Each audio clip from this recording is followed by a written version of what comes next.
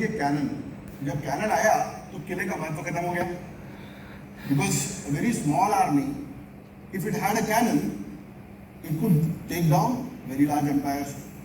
Similarly देखिए how Mongols with very less resources, एक traditional बड़ी आर्मी जो थी वो कभी भी मंगोल आर्मी को फेस नहीं कर पाए, because they were not carrying खाना एंड नाचने वाले एंड दुनिया भर का वेपनरी या ब्यूरोक्रेसी कैरी नहीं करते थे. वो घोड़े पे बैठे निकल गए और before you could think that they would emerge, आपको लगता था 17 दिन बाद आएंगे तो 3 दिन में पहुंच गए आपकी बॉर्डर्स में. Now why I am talking about this is similar to what is happening in cyber space, that there is a great asymmetry and this asymmetry changes the rules. और लॉ एनफोर्समेंट के भी rules totally change हो जाते हैं. और ये asymmetry किस तरह की होती है? Everything is connected so everything is vulnerable, right? Now पहले अगर आपको कोई क्रिटिकल इंस्टॉलेशन प्रोटेक्ट करना होता था तो यू कुड, आप उसके चारों ओर बंदूक धारे लगा देते थे, वो बैठ के बंदूक लेके बैठा हुआ है, कांटे के तार लगे हुए हैं, सब लगे हुए हैं. Now we investigated the JNPT cyber attack 2017 में मेरे ख्याल से था, जो नॉटपेटिया रैंसमवेयर से हुआ था.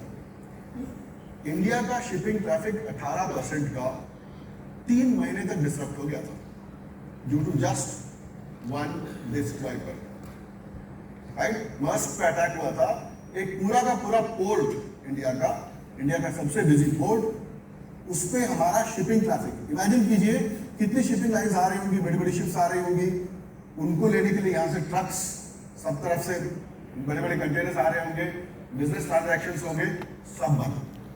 3 महीने JNPT का पोर्ट ऑपरेट नहीं हो पाया just because of one particular piece of software और malware. Now how does this happen?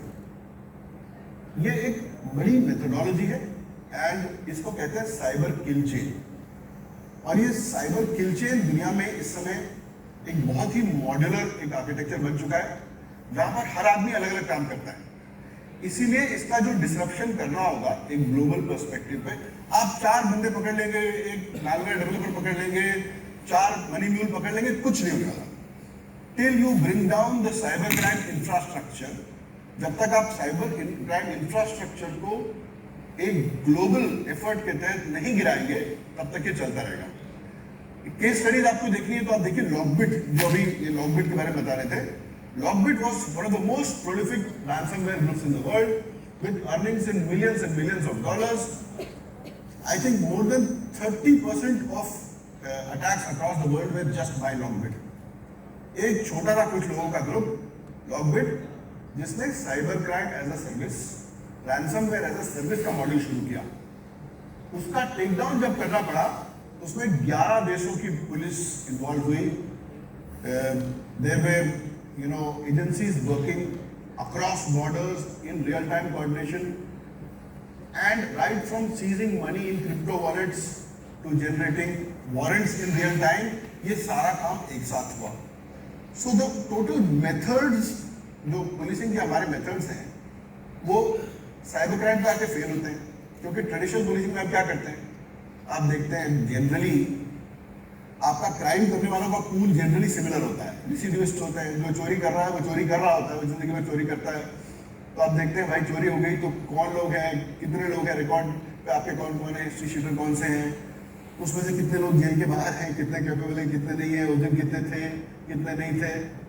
And then you start narrowing down कि हो सकता है ये लोग हों, प्लस फोरेंसिक्स आप ऐड कर सकते हैं, and now you add technical aspects of investigation. Cyber crime में आप क्या करिएगा?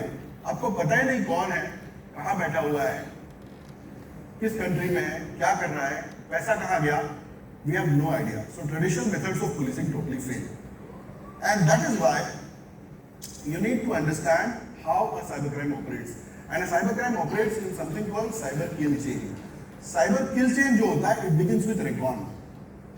चाहे वो कोई भी साइबर क्राइम, चाहे वो किसी बड़े पावर ग्रिड का कॉम्प्रोमाइज हो, या कोई चाइनीज ऐप का इकोसिस्टम हो, चाहे डिजिटल अरेस्ट हो, चाहे कोई मालवेयर हो, ये सब साइबर क्राइम किल चेन के तहत ऑपरेट करता है. And how does a kill chain operate? सबसे पहले होता है रेकॉन, कि दे फाइंड आउट, रिकॉग्निशंस करते हैं, जिसमें ओपन सोर्स इंटेलिजेंस लगाते हैं, टारगेट के बारे में जानकारी इकट्ठी की जाती है। रेकॉन के बाद में, जैसे सपोज कीजिए वी इन्वेस्टिगेटेड अ केस, बड़ा फेमस केस है कॉस्मोस बैंक केस। उस केस में there where 29,000 transactions in 20 countries in 2.5 hours। 2.5 घंटे में 29,000 ट्रांजैक्शंस बैंक के कार्ड पर 20 कंट्रीज में हुए। आप इमेजिन कीजिए the scale of coordination that the cyber criminal can achieve.